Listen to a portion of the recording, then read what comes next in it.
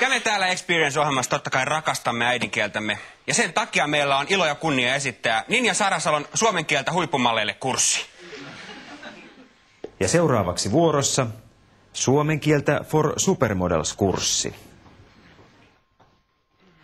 Sä oot ensimmäinen, joka ei ensimmäisenä suositellut stringejä. En mä suosittele niitä. Onko ne epämukavat myös? Ei ne ole epämukavat, ne on vaan ns. Ei hyvälle terveydelle. Ja vielä uudestaan, ei hyvälle terveydelle on yhtä kuin epäterveelliset. Siis ei hyvälle terveydelle on yhtä kuin epäterveelliset. Ja myös ne on epälämpimät. Ja otetaan vielä uudestaan yksi sana, siis epälämpimät on yhtä kuin kylmät. Siis epälämpimät on yhtä kuin kylmät.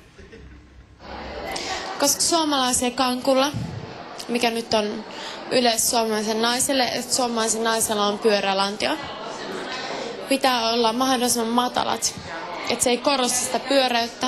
Jos se on liian ylhäällä, se korostaa sitä pyöreyttä. Jos se on alhaalla, se korostaa sopivasti.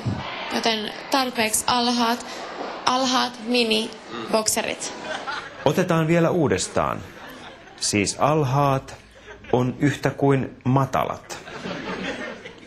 Siis alhaat on yhtä kuin matalat. Alhaat mini-bokserit.